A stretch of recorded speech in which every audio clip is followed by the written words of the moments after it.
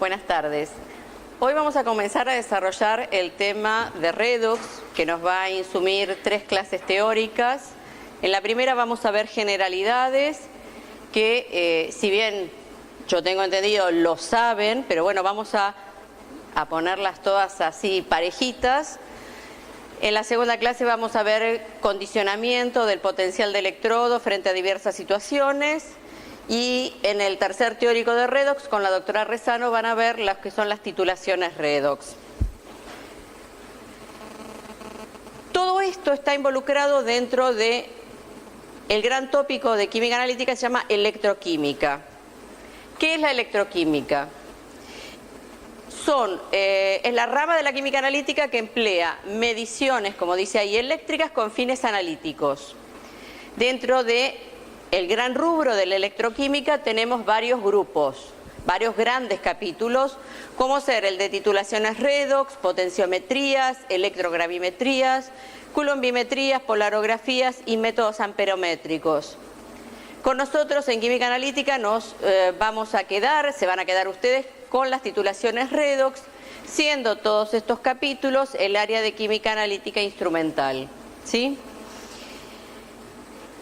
¿Por qué vamos a dedicarle tanto tiempo a los que son las reacciones de óxido-reducción? No solamente porque son importantes en las valoraciones redox, sino porque si ustedes se ponen a mirar, hay un sinnúmero de procesos redox que nos rodean. Es más, dentro de nuestro propio organismo nosotros funcionamos en base a procesos redox. En la obtención de energía se hace fundamentalmente por procesos redox.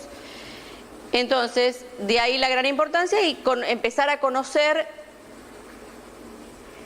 cómo podemos manejar, cómo se condicionan, cómo se modifican los potenciales frente a distintas situaciones.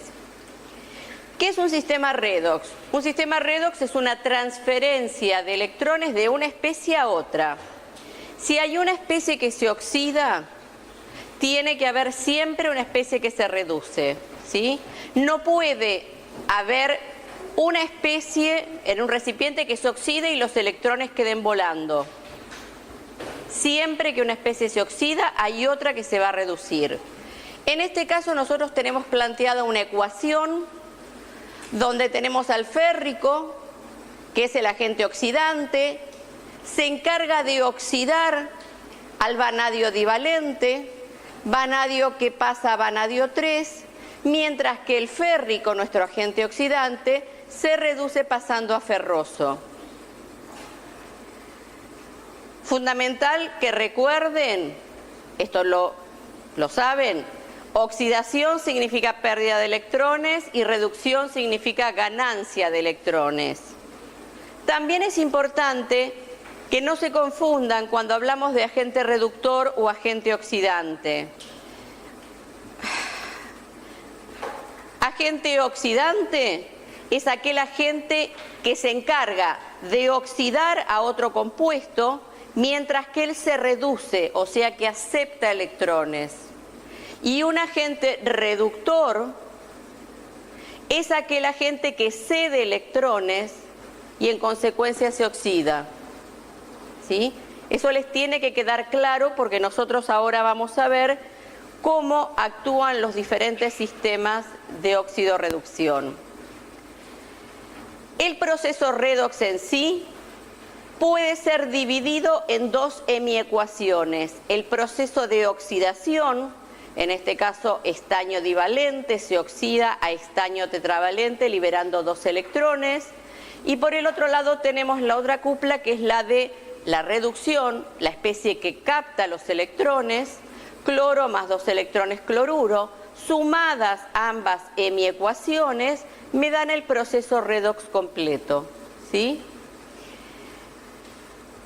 Por normativa, cuando nosotros escribimos un par redox o cupla o hemiecuación, lo escribimos siempre en el sentido de la reducción. Forma oxidada más n electrones da la forma reducida del compuesto. Cuando vamos a colocar las cuplas, también se colocan por convención forma oxidada, forma reducida, permanganato, manganeso divalente, cloro, cloruro, férrico, ferroso, ¿sí? Porque esta convención que nosotros estamos aprendiendo a manejar nos va a permitir ponernos de acuerdo cuando resolvamos, cuando demos un dato de potencial de electrodo.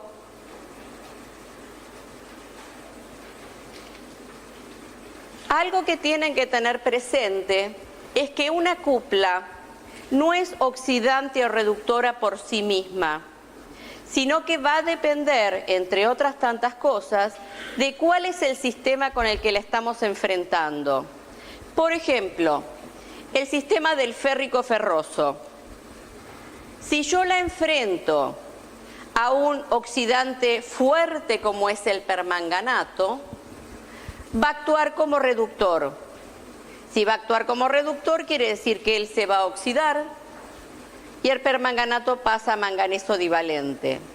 Mientras que si yo la enfrento a un sistema muy reductor como es el sistema del estaño, va a actuar como oxidante y en consecuencia se va a reducir, mientras que el estaño divalente, que es el reductor, se oxida. ¿Ustedes qué ven en estas hemiecuaciones que yo les coloqué acá? ¿Qué es lo que ven que les señalo?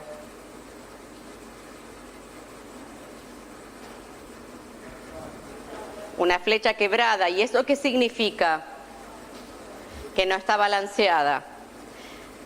La única que puede escribir eso soy yo.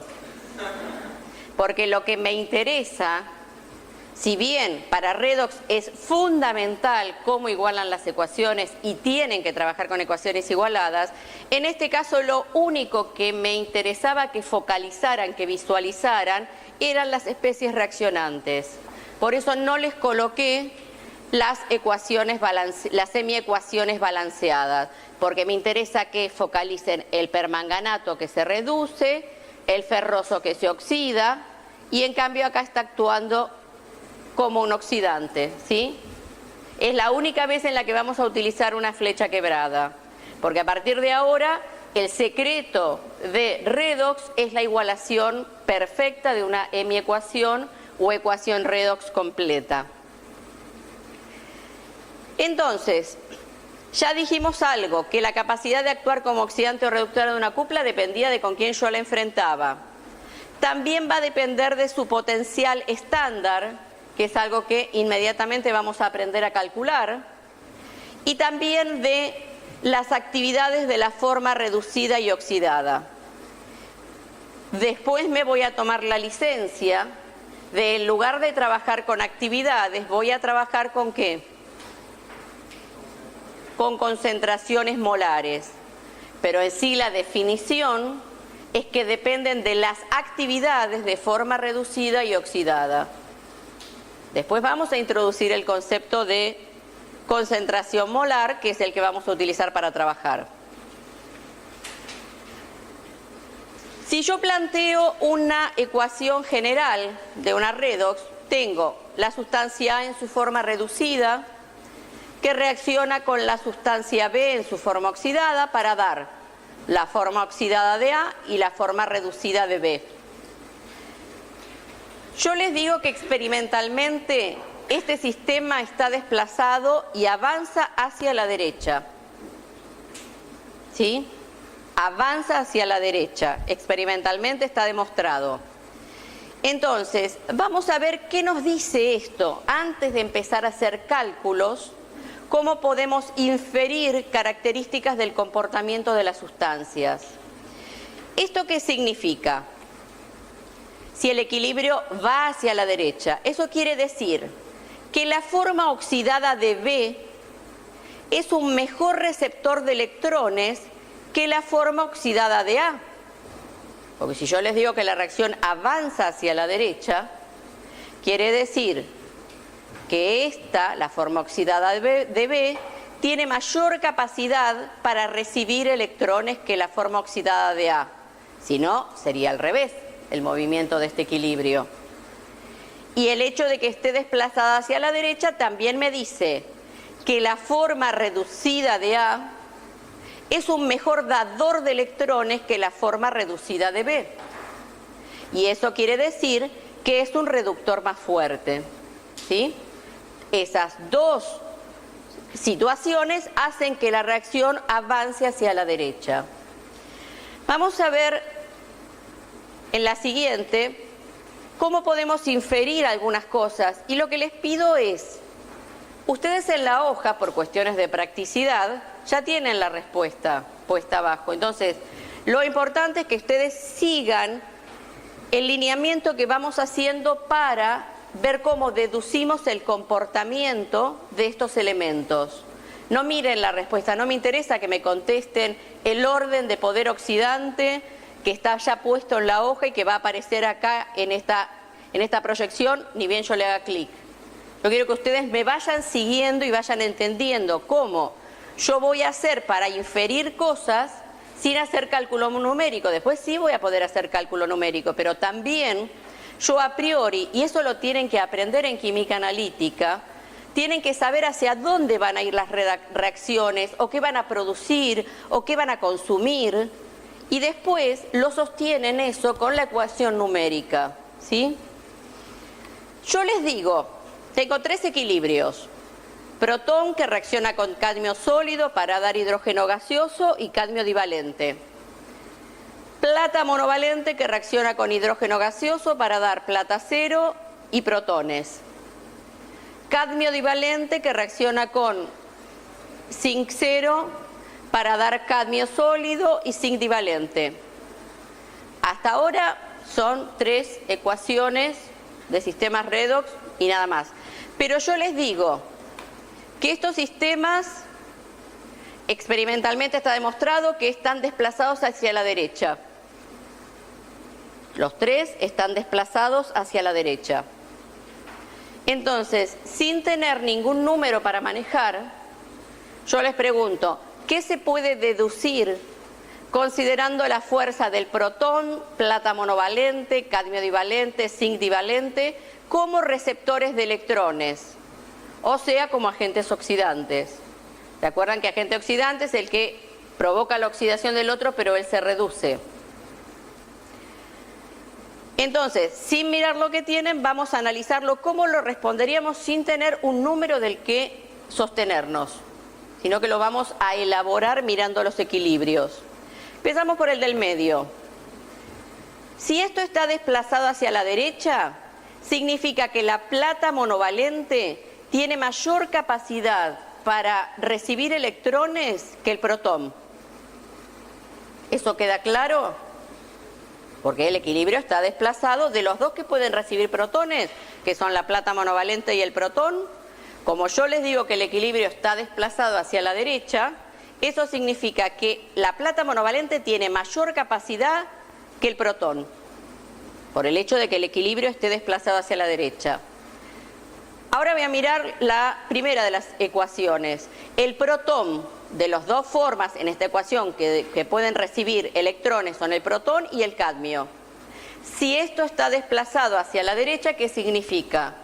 Que el protón tiene más fuerza que el cadmio divalente para recibir electrones.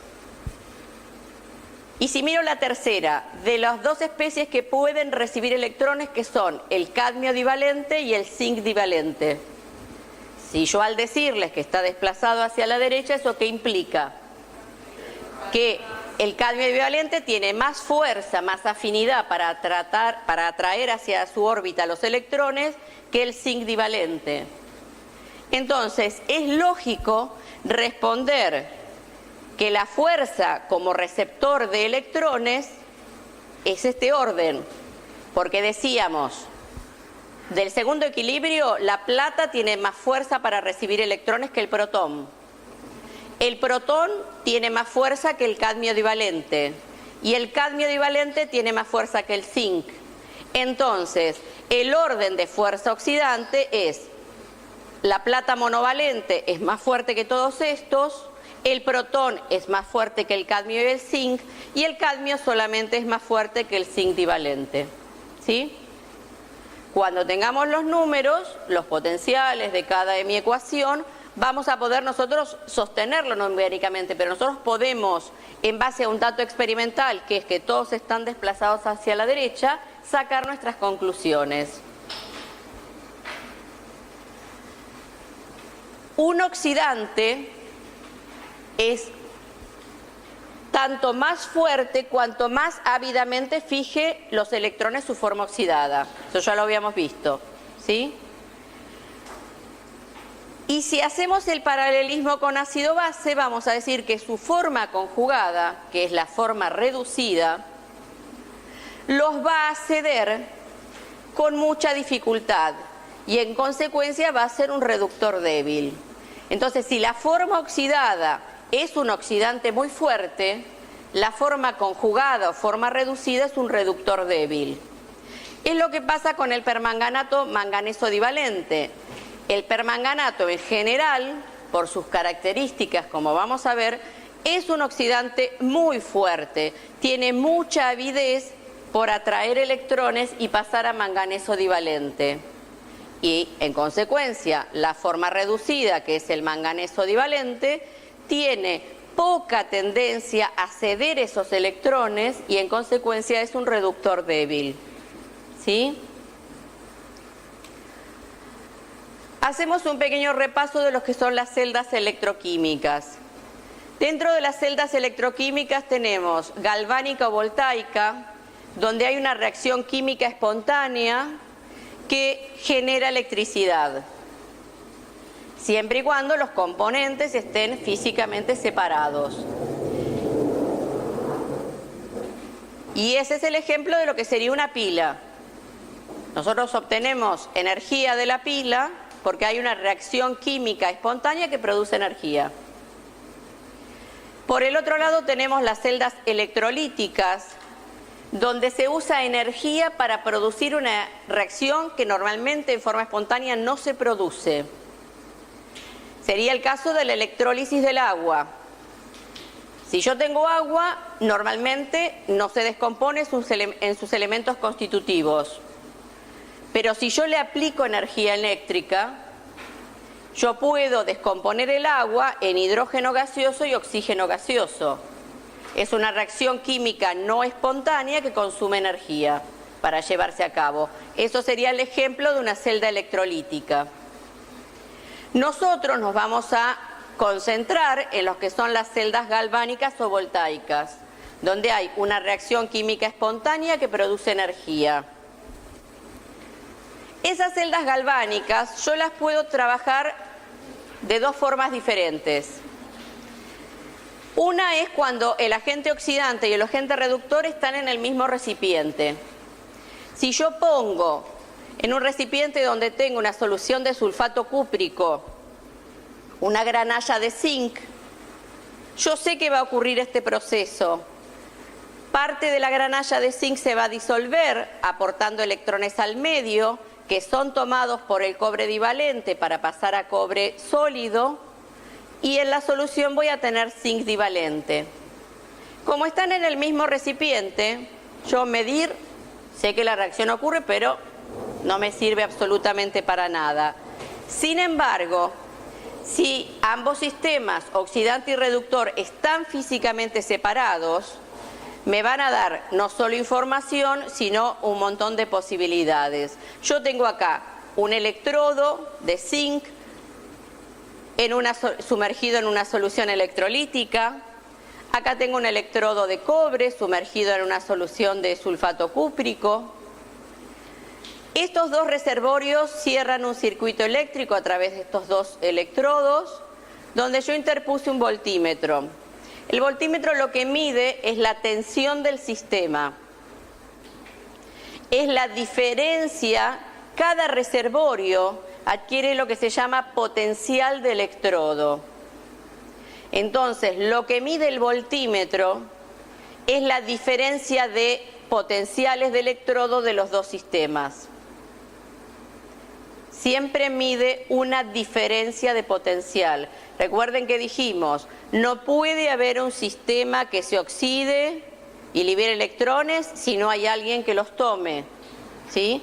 Entonces, fíjense, eso es aparentemente una limitación, dado de que también el único sistema que tenemos mide diferencia entre los dos reservorios. El voltímetro tiene una terminal negativa que se ubica siempre hacia la izquierda y una terminal positiva que se ubica hacia la derecha. No solo el voltímetro me permite medir la intensidad de la tensión generada entre los dos sistemas, sino que me permite conocer cuál es el sector que produce electrones y cuál es el sector que los consume. O sea, me indica cuál es la dirección en la que fluyen los electrones. Cuando los electrones entran por el terminal negativo, quiere decir, y yo acá veo una tensión positiva, quiere decir que los electrones están entrando por el terminal negativo y van hacia este reservorio. Obviamente, si tienen esta circulación, acá es donde se produce la oxidación, y acuérdense que lo que veíamos en la transparencia anterior, la granalla de zinc se empezaba a disolver para aportar zinc divalente a la solución y electrones. Y acá es donde se va a consumir parte del cobre divalente de esta solución, va a tomar los electrones que vienen de este otro reservorio y se va a reducir a cobre cero, ¿sí? Lo que tenemos acá es lo que denominamos puente salino. El puente salino permite mantener la electroneutralidad de las soluciones, porque si están migrando electrones hacia este reservorio, este se iría enriqueciendo, si no existiera el puente salino, ¿en qué? En cargas positivas. Y este reservorio se iría enriqueciendo en cargas negativas, si no existiese el puente salino. Vamos a ver ahora una representación más con dos sistemas bien escrito con sus ecuaciones. Y tenemos, en esta solución electrolítica, estamos hablando de que tenemos una solución de nitrato cúprico 1 molar, en la cual tenemos sumergido un electrodo de cobre. Por el otro lado tenemos una solución de nitrato de plata, 1 molar, en la cual tengo sumergida un electrodo de plata. Tengo el circuito cerrado, mi puente salino conectado. Cierro el circuito y veo que al inicio el voltímetro me marca 0,460 voltios. Esa es la diferencia de potencial entre los dos sistemas. Y el hecho de que sea positivo me indica que los electrones se están produciendo en este reservorio. Entonces, ¿qué es lo que está pasando en este reservorio? Parte del electrodo de cobre se disuelve, aporta cobre divalente a la solución y transfiere los electrones al otro reservorio. ¿Qué es lo que tenemos puesto acá? Cobre sólido, cobre 2 más 2 electrones. Por el otro lado, acá es donde se produce la reducción. Lo que tenemos, el único que se puede reducir es la plata monovalente, toma electrones y se deposita plata cero sobre el electrodo de plata, ¿sí? Ahora, el lugar donde se produce la oxidación para los químicos analíticos se llama ánodo. Mientras que el lugar donde se produce la reducción, o sea, el consumo de los electrones, se llama cátodo. ¿Sí? Como regla mnemotécnica personal, para que no se confundan, acuérdense vocal con vocal, consonante con consonante. Y así no se van a equivocar. ¿A qué llamamos ánodo? ¿Qué proceso ocurre en lo que llamamos ánodo? ¿Y qué proceso ocurre en lo que llamamos cátodo? Bien, ¿qué ocurre con el puente salino? Si yo no tuviera puente salino, esta solución se enriquecería en cargas positivas. ¿Cómo hace para mantener la electroneutralidad de la solución el puente salino? El puente salino está relleno de una sal que no tiene ningún elemento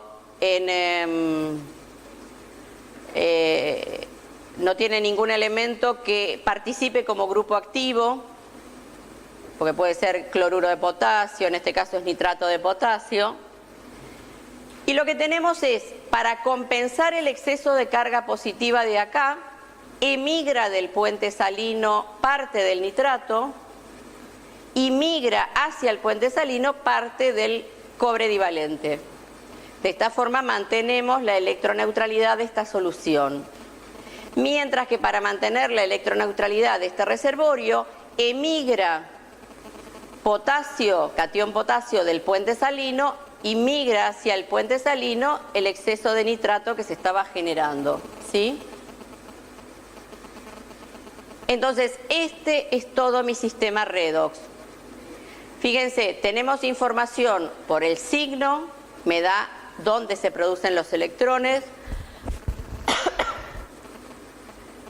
Ya sé quién va a ser el cátodo, quién va a ser el ánodo, o sea, el lugar donde se producen, el lugar donde se consumen los electrones, y acá tengo la ecuación que sustenta cómo trabajan estas dos hemiecuaciones. Ahora, yo les dije que esto es una diferencia de potencial entre el potencial de electrodo del sistema del cobre y el potencial de electrodo del sistema de la plata. Yo les dije, la única forma de medir es diferencia de potencial. Y siempre que una especie se oxida, alguien tiene que estar para tomar los electrones. Entonces, no hay forma física de poder calcular cuál es el potencial de electrodo absoluto del sistema cobre 2, cobre 0. Porque siempre tiene que estar quien reciba los electrones del cobre. Entonces, la estrategia que se utilizó es colocar del lado izquierdo algo que denominamos electrodo normal de hidrógeno o electrodo estándar de hidrógeno, al cual se le asignó arbitrariamente potencial 0. Entonces, todo lo que mida el voltímetro cuando yo le acoplo otra cupla, se va a decir que es el potencial de electrodo de esa cupla. Pero siempre acuérdense que es una diferencia de potencial. Entonces, el electrodo normal de hidrógeno o electrodo estándar de hidrógeno tiene que tener una serie de requisitos para mantener ese potencial que se calcula exacto. Es un cable de platino que termina en un electrodo de platino, que se dice que está platinado, porque está recubierto de negro de platino, que es platino finamente dividido, porque eso lo que hace es darme una mayor superficie de contacto y que puedan interactuar las especies rápidamente. Ese electrodo de platino está puesto dentro de una campanita por la cual yo hago burbujear hidrógeno gaseoso, le introduzco hidrógeno gaseoso a una atmósfera de presión. Son todas condiciones muy estandarizadas. Se trabaja a 25 grados centígrados y está sumergido en una solución de clorhídrico de actividad igual a 1. Lo que se lleva a cabo es la siguiente reacción: 2 protones más 2 electrones hidrógeno, o protón más electrón, media de hidrógeno. No sé por qué no puedo sacar eso, así que bueno, lo que esté ahí yo se los voy a ir diciendo. Este es el electrodo normal de hidrógeno. Este es el acople cuando lo usamos para medir los potenciales estándar. Entonces tenemos, acá este es el puente salino, en lugar de ser una U como habíamos visto, lo ponemos acá para que no nos moleste. Hidrógeno gaseoso a una atmósfera, el electrodo de platino platinado, sumergido en una solución de protones, y ya paso en lugar de a trabajar en actividades en concentraciones, concentración 1 molar, y lo conecto a un sistema donde tengo un electrodo de cobre sumergido en una solución de cobre divalente 1 molar a 25 grados centígrados, cierro el circuito y el voltímetro me indica más 0,340 voltios. ¿Eso qué significa? Los electrones se están produciendo en el electrodo normal de hidrógeno, con lo cual sería hidrógeno va a protón más 2 electrones. Y se están consumiendo, o sea, ¿esto qué sería? Si es donde se produce la oxidación, el ánodo. Y el lugar donde se van a consumir es el cátodo, donde parte del cobre divalente toma 2 electrones y se deposita sobre el electrodo de cobre. Cuando yo lo acoplo con el sistema del zinc, en las mismas, manteniendo las condiciones, un electrodo de zinc sumergido en una solución de zinc divalente 1 molar, cierro el circuito y el voltímetro me indica menos 0,763 voltios. Ya solo el signo me está diciendo que los electrones se producen acá se lleva a cabo la oxidación, los electrones migran y entonces acá parte de los protones de esta solución ácida se combinan con electrones y se produce mi hidrógeno. Y acá parte del electrodo de zinc se disuelve para pasar zinc divalente a la solución y liberar los electrones, ¿sí? Entonces, manteniendo las condiciones estándar y trabajando a 25 grados centígrados, se enfrentó al electrodo normal de hidrógeno con diferentes cuplas. Y así se genera una tabla de potenciales de electrodo. El potencial de electrodo lo que indica es la tendencia de los iones a ganar o a ceder protones, ¿sí? Según cuál sea su posición dentro de la tabla. En general, a la cabeza de la tabla se colocan los más positivos y abajo se colocan los más negativos. Otro punto a tener en cuenta es que la diferencia de potencial, una vez que hemos cerrado el circuito, cuando nosotros tenemos una celda galvánica, hay un movimiento de electrones hacia un lado o hacia el otro.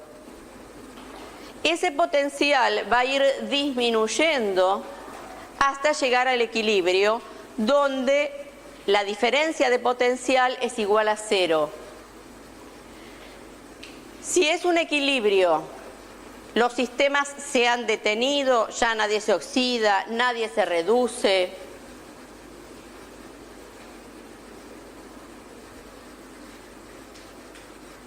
Concepto de equilibrio. Llega un momento en que las velocidades de los dos sistemas, la directa y la reversa, se igualan, ¿sí? Ese es el concepto de la palabra equilibrio. No es que se detienen los procesos. Siguen ocurriendo, pero a la misma velocidad. Entonces, a la misma velocidad se oxida un compuesto y a la misma velocidad se reduce. El pasaje neto de electrones es igual a 0, ¿sí? Esa es una condición de equilibrio. No se detuvo nada, sino que lo que se iguala es la velocidad de la reacción directa con la velocidad de la reacción reversa. Por eso pareciera que no pasa nada, pero sí está pasando.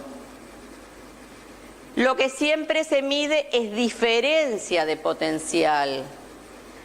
Y cuanto mayor sea la diferencia de potencial entre dos cuplas, mayor es la tendencia a que ese sistema progrese en el sentido en que está descrito, ¿sí?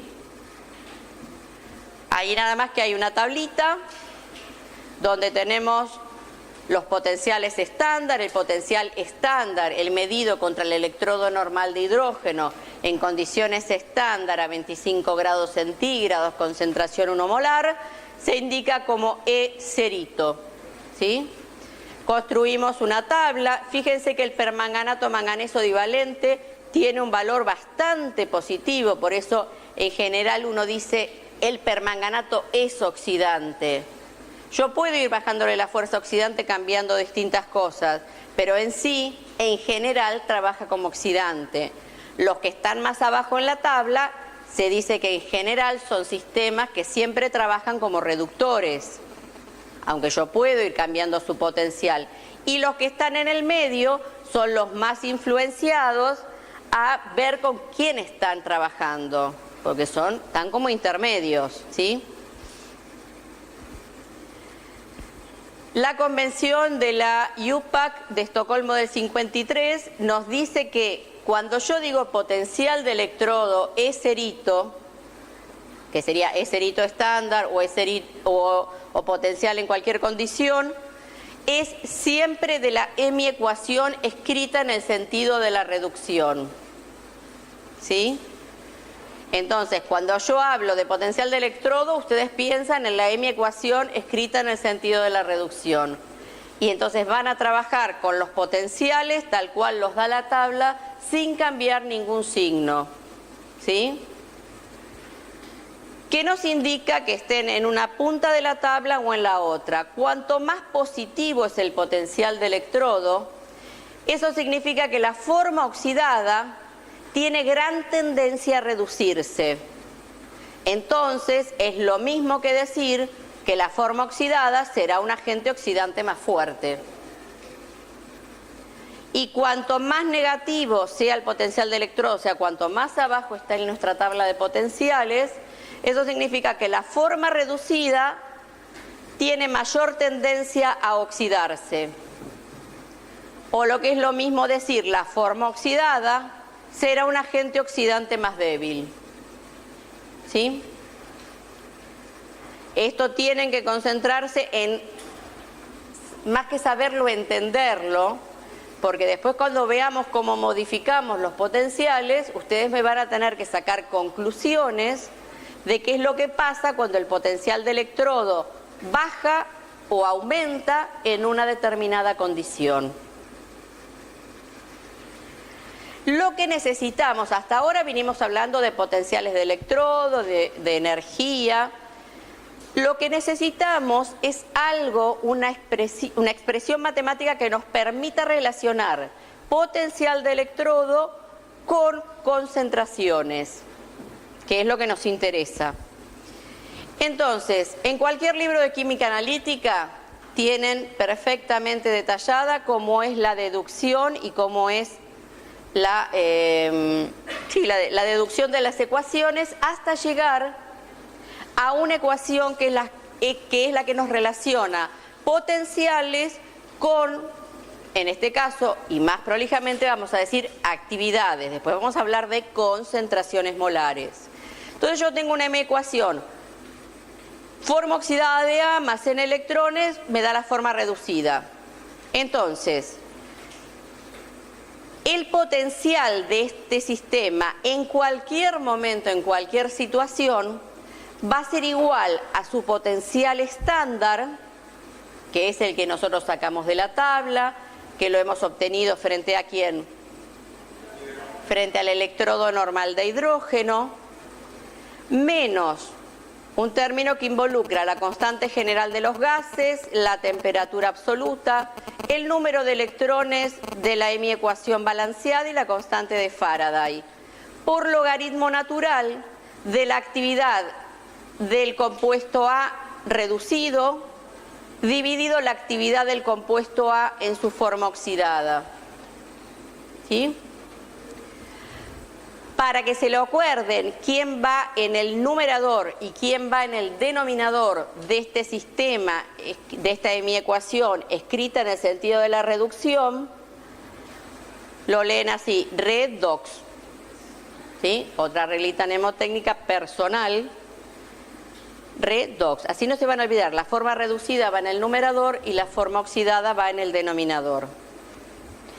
Ahora, a mí me cuesta trabajar porque acá hay, si yo trabajo siempre a 25 grados, esto va a ser constante, estas dos son constantes. Si trabajo a 30, bueno, ahora a 30 va a ser otro número. Entonces lo que yo trato es, y logaritmo natural, y me molesta trabajar con logaritmo natural. Me gusta más, es más amigable el logaritmo decimal, sin querer discriminarlo, pero es más amigable.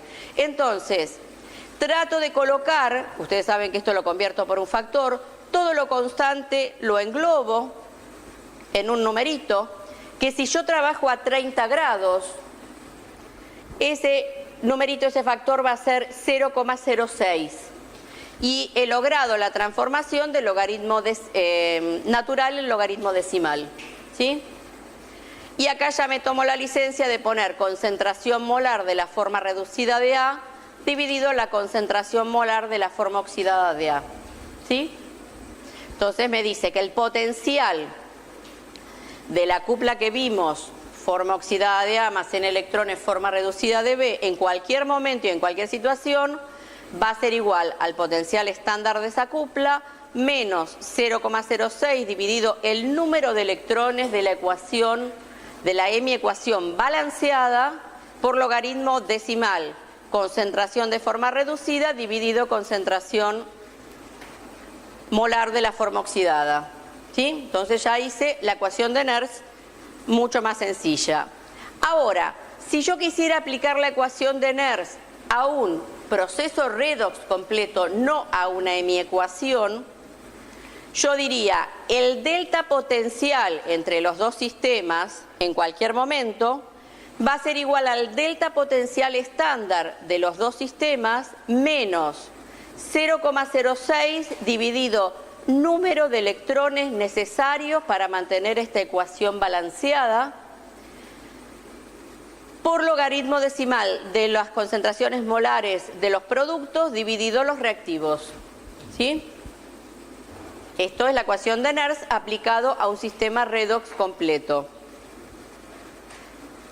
¿Alguna pregunta, alguna duda? Perfectamente claro.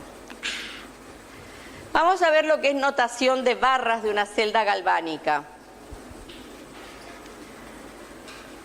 Yo tengo acá un electrodo de platino, barra simple, ferroso en una concentración determinada, férrico en una concentración determinada, doble barra, serio tetravalente en una concentración determinada, serio trivalente en otra concentración determinada, barra simple, electrodo de platino.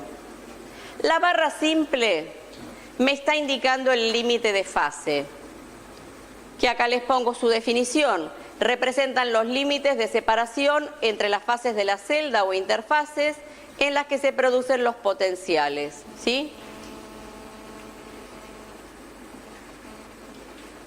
Por convención, el ánodo se pone a la derecha, ¿qué quiero decir? A la izquierda.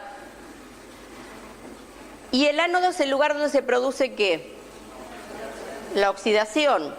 Entonces fíjense que no es casual, flecha, flecha, flecha, que yo coloque primero la especie ferroso, que se oxida férrico,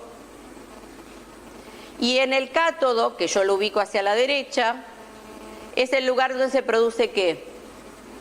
La reducción. Tampoco es casual que yo ponga la forma oxidada del serio primero, que se reduce a serio trivalente, que lo coloco después. Límite de fase, electrodo de platino. Esta es la forma, lo que se llama notación de barras para una celda galvánica. ¿Sí? Para que ocurra una reacción en la forma en la que yo la escribo, el delta de potencial entre las dos hemiecuaciones, o lo que es lo mismo decir el potencial de la celda, cuando yo digo celda ya hablo de los dos sistemas que estoy trabajando juntos. Si pongo potencial solo, estoy hablando de una hemiecuación y en consecuencia acá le pondré potencial férrico ferroso, potencial permanganato manganeso divalente. Ahora, si yo pongo la palabra celda, quiere decir que ya estoy trabajando con las dos semiecuaciones, la de oxidación y la de reducción. Para que ocurra una reacción, ese delta de potencial o potencial de celda tiene que ser positivo. Ese delta de potencial o potencial de la celda se calcula como potencial del cátodo menos potencial del ánodo. ¿Sí? Si yo estuviera trabajando en condiciones estándar, diría el delta potencial estándar es igual al potencial estándar del cátodo menos el potencial estándar del ánodo. Si no estoy en condiciones estándar, o sea, 25 grados, concentraciones 1 molar, todos esos requisitos, yo digo en general, el delta potencial va a ser igual al potencial que tenga el cátodo en ese momento, menos el potencial del ánodo que tenga en ese momento, ¿sí? Vamos a ver qué es lo que ocurriría si estoy en condiciones estándar. Planteo dos sistemas. Ojo que acá tienen puesto un 1. Corríjanlo en la impresión, son 2 porque si no no lo da la cuenta. Tengo dos sistemas, el férrico ferroso y el perioduro ioduro. Los escribo en el sentido de la reducción, férrico más un electrón ferroso, que tiene un potencial estándar, y fíjense que yo le coloco potencial estándar férrico ferroso, de 0,771 voltios. Por el otro lado tengo el otro sistema, también escrito en el sentido de la reducción. No empiecen a dar vuelta a ningún equilibrio, por favor, ni a cambiar signos porque sí. Perioduro más 2 electrones, 3 de ioduro. Eso tiene un potencial estándar de 0,5355. Si yo me mantengo en las condiciones estándar, ¿cuál de los dos sistemas va a actuar como cátodo?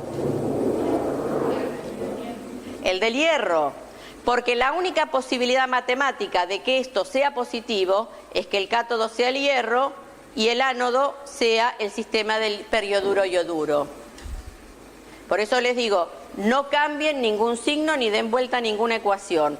Con las dos hemiecuaciones escritas en el sentido de la reducción, se sabe quién va a ser cátodo y quién va a ser ánodo.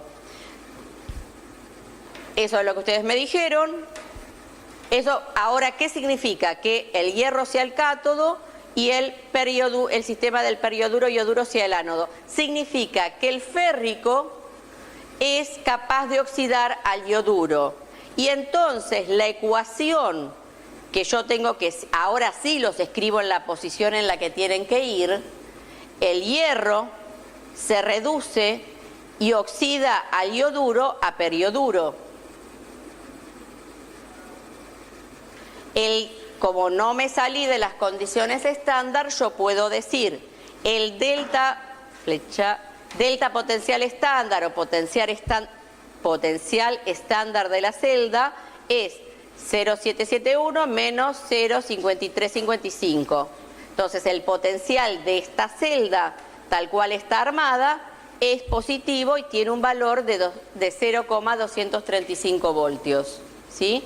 La reacción esta se produce, pero ya lo sabíamos, porque cuando elegimos quién era cátodo y quién era ánodo, ya habíamos dicho que lo buscábamos para que fuera positivo.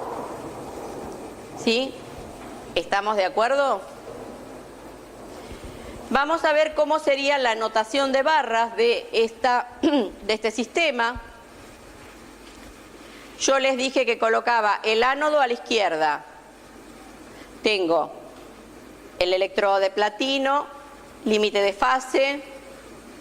El ánodo es el lugar donde se produce ¿qué? La oxidación. Entonces, ioduro se oxida a perioduro. Acá, en lugar de haber puesto concentración 1, concentración 2, como yo no me salí de la condición estándar, ¿qué es lo que podía haber puesto? 1 molar. Puente salino, y como en el cátodo es el lugar donde se produce la reducción, férrico se reduce a ferroso, y también podía haber puesto 1 molar y 1 molar. Límite de fase, electrodo de platino. Y esa es la notación de barras de la celda galvánica que construí para que trabaje, porque yo busqué que la diferencia de potencial fuera positiva. ¿Sí? ¿Estamos hasta acá? ¿Alguna pregunta? Bueno, ahora vamos a ver qué es lo que pasa cuando me salgo del estado estándar. Entonces, no miren todo lo que... O sea, mire vista al frente, no al apunte, porque si no, no van a terminar de ver, porque si me contestan lo que está escrito, yo ya lo sé eso. Yo quiero que a ustedes les quede, y a los que están escuchando esta filmación y viéndola, que les quede cómo vamos manejando un sistema redox para sacar y llegar a una conclusión valedera.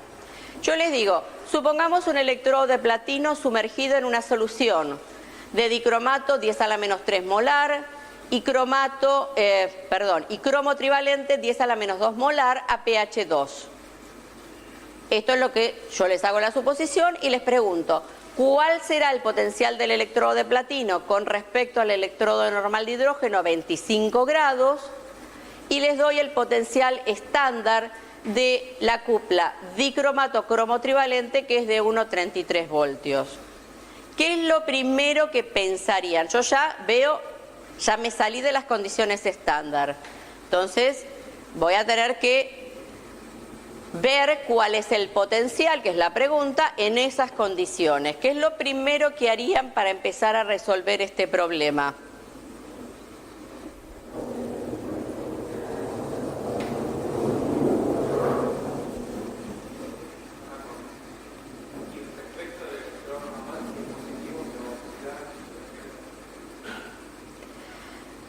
Vos tenés un sistema que vas a decir, ¿cuál es ¿por qué uno dice potencial del electrodo de platino con respecto al electrodo normal de hidrógeno? Porque estamos trabajando con una sola cupla. Primero partamos de eso, porque si no, volando electrones no hay. ¿Cómo empezamos a resolverlo? ¿Cómo? ¿Qué reacción?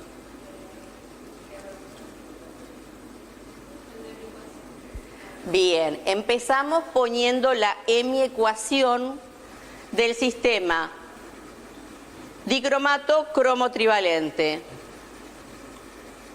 Porque si no tenemos esa hemiecuación, no podemos empezar a aplicar la ecuación de Nernst.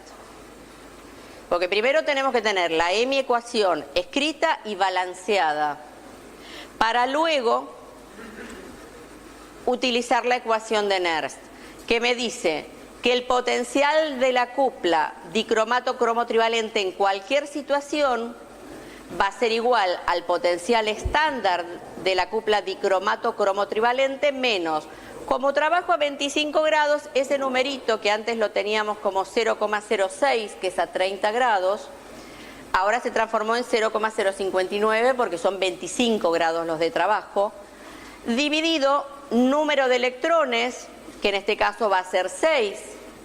Si se equivocan al igualar la ecuación, ya partimos de la base de que todo lo que saquen para abajo va a estar mal.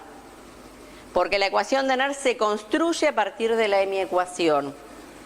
Por logaritmo decimal de la concentración de cromo trivalente al cuadrado, dividido la concentración de dicromato, multiplicado por la concentración de protones a la 14. ¿Sí? ¿Tenemos los datos? Potencial estándar lo tenemos, la concentración de cromo trivalente la tenemos, de dicromato la tenemos y la de protones la sacamos del pH.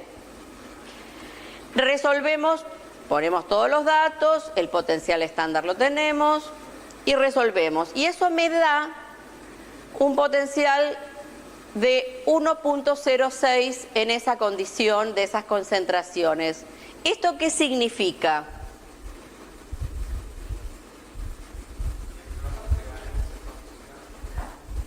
¿Qué significa?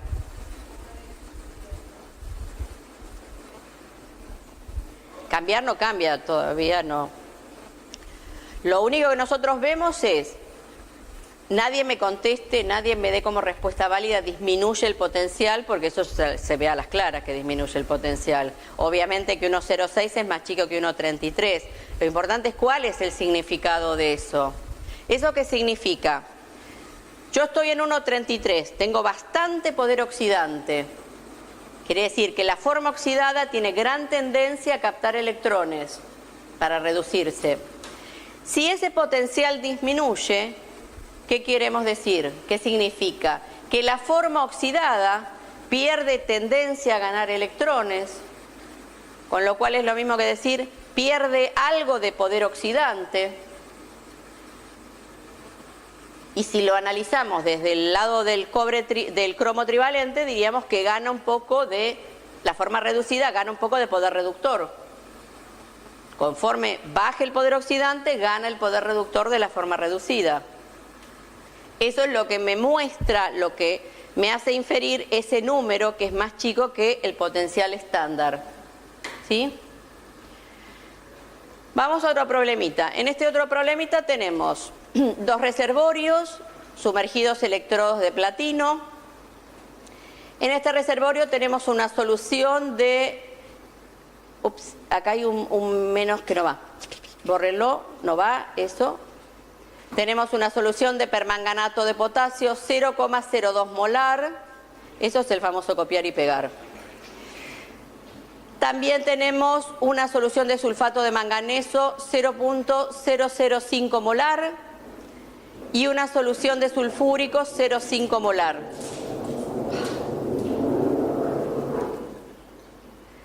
En el otro reservorio tenemos en nuestro electrodo de platino está sumergido en una solución de sulfato ferroso 0,15 molar y tenemos también 0,0015 molar de sulfato férrico.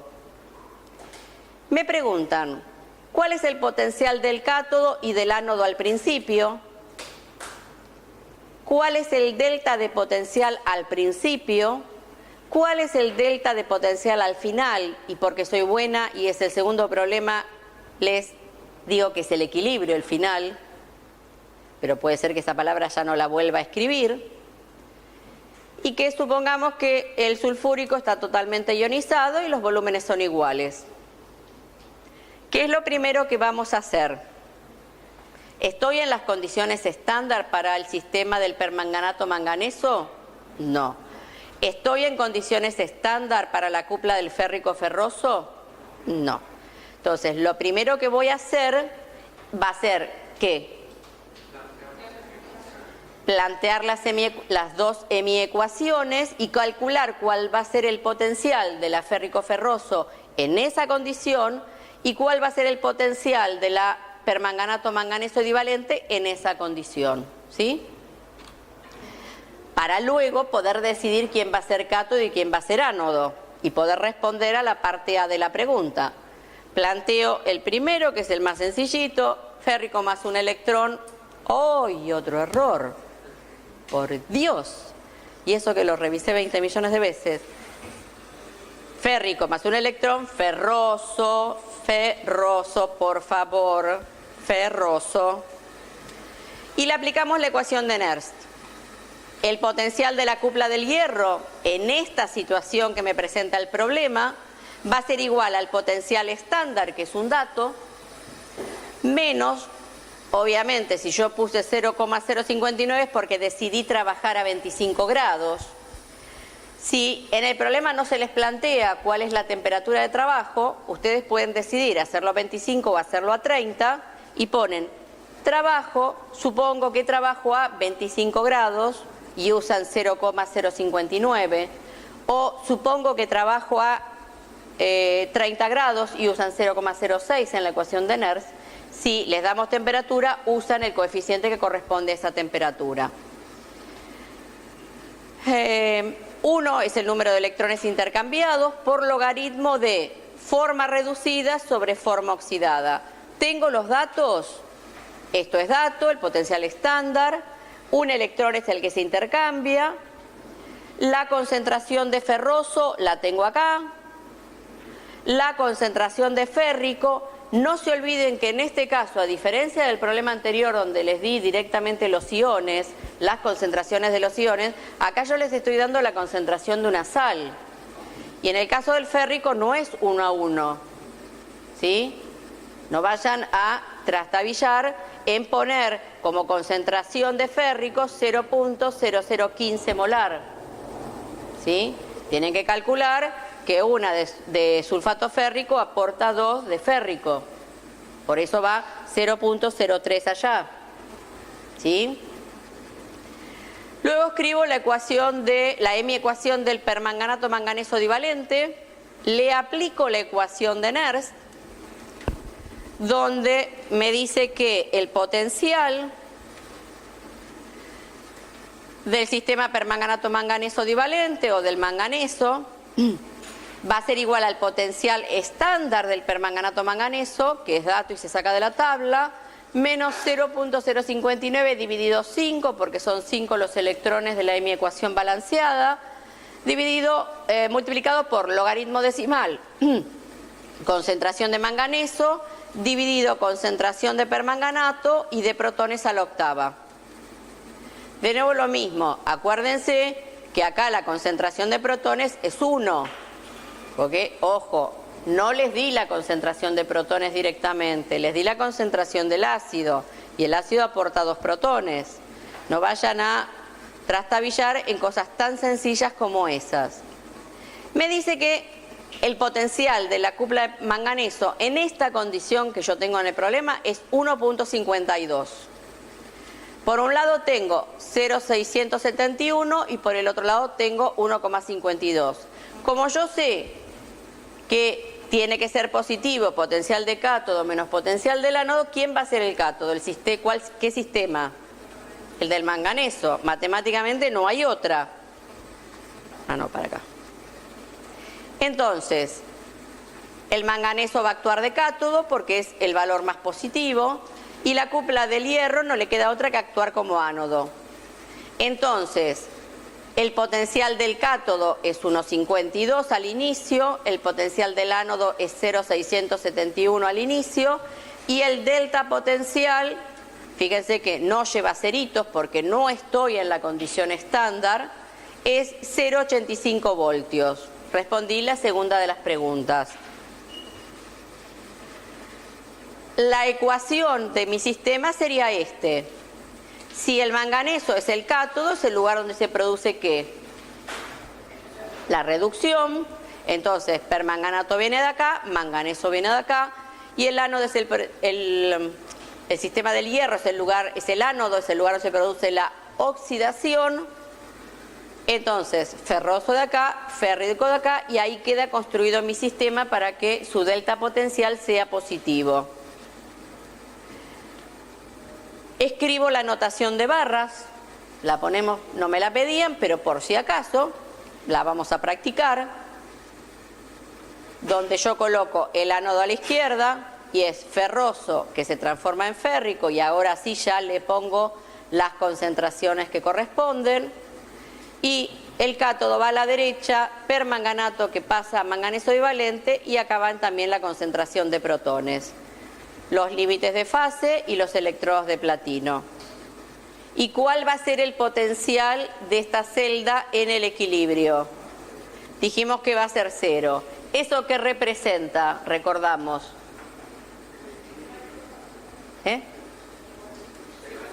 Que no hay flujo neto de electrones porque las velocidades de la reacción de oxidación iguala a la velocidad de la reacción de reducción.